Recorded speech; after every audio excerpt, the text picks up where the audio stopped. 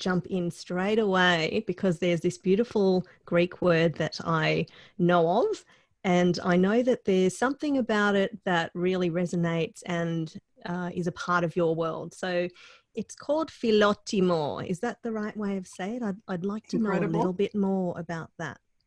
That was a great pronunciation. In a Greek accent, it would be said Philotimo, which is, you did great. It is the concept of the love of honor, and it is serving with the idea of the greater good, doing things and loving them and having passion, but having it with the agenda to actually serve a higher purpose. And it's a really great concept that I learned from my parents. Of course, I'm Greek, and it is something that I have incorporated into my business, my personal life, which as an entrepreneur are intertwined anyway. So it's a passion and a love of honor and doing things for the greater good.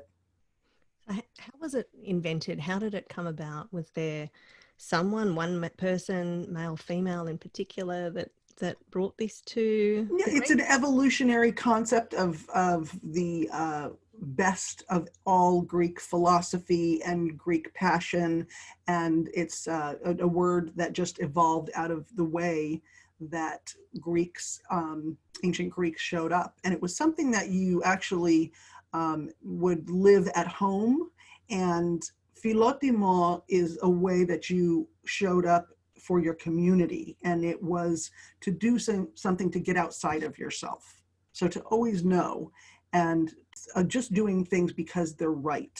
And then also, on the funny note, because Greek families are very passionate, the opposite side is a word called dropi, which is to make your family mortified, where they're embarrassed of you. And so as you grow up, Philotimo, you learn that you only want, like if they just say, here's a tray of cookies, take to the next door neighbor, your parent might say Philotimo. And it's a very serious, responsibility where you can't say no. And that's a cultural and also, generational thing. And then if you, ate them on the way, they would come outside, they would see you and they would say, oh, dropi, how embarrassing, you're embarrassed. So even though those are funny concepts that are personal, when you translate it to now and how I incorporate it into entrepreneurship, it really does make sense, because having that level of service really does help you stand out, and it helps you put a concept behind what many, many people that I work with, a lot of my coaching clients are already doing that. They're bringing it to life through philanthropic means or through pro bono work in the legal field or through whatever it is. And so they're already living Philotimo. I really love it's like a way of being, really, isn't it? Yes. And some of it's unspoken, but it's, I guess, really sort of making yourself be accountable with the way that you're living, as well as the way you hold yourself, the way you honor other people, your actions. It's a great way to be.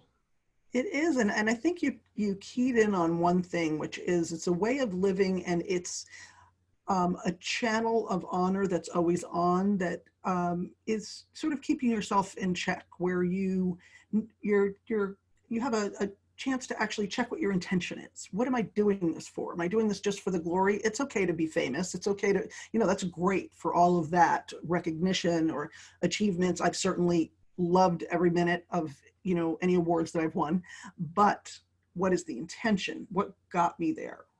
What was the work that went into it? So I think that's why it's a great backdrop for building a life, a business, and keeping yourself on the right track, because that's the ultimate road to fulfillment. And that for what you do is actually, you're somebody who brings people together. You're somebody who can see sort of the matrix of what it's going to take to accomplish a goal. And other people don't have that vision that you have. So you're just honoring your gift. And that's what I do with Philotimo, is I help people to take this organizing principle and bring it to life in their business.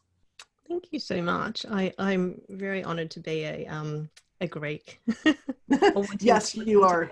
Very much. I think it's a wonderful thing. How could people cultivate that in themselves if they completely are not understanding of the concept, or it's the first time they've ever heard that word?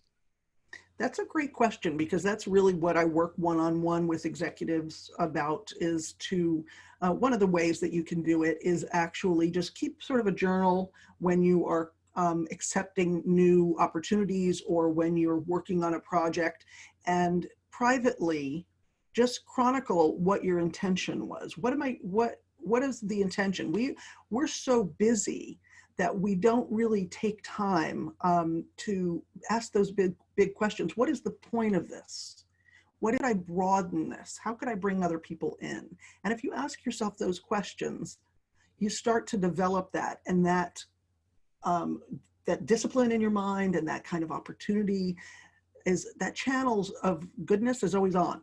That's how I feel. It's the channel of goodness is always on. So at first, keeping a journal of what your intention is for accepting things, and actually keeping yourself in check and saying, oh, I wonder, yeah, just like for this, if I said to myself, the Philotimo check would be to say, yes, I've accepted the opportunity to speak with Joy on her show. How am I going to show up for Joy? What is my intention? If I did a Philotimo check, I would say, because it is completely in alignment with my desire to connect globally and hopefully reach that one person or 1,000 people that it might inspire. And so that's my Philotimo check. Why would I do this? Why would I spend the time to do it? And so when you do that and you start checking on your intentions and motives, which is a little uncomfortable sometimes, you wonder, oh, okay, why am I doing it? For me, to sell more books, to do this, to reach make more money. I'm doing it. There's nothing wrong with the financial and the good part, but there is also another thing happening. First of all, honoring our friendship. I would love to do anything to communicate with you. And then, of course, thinking about my trip to Australia and thinking about all the people there that I've never met. I wanted to reach them. Come on over.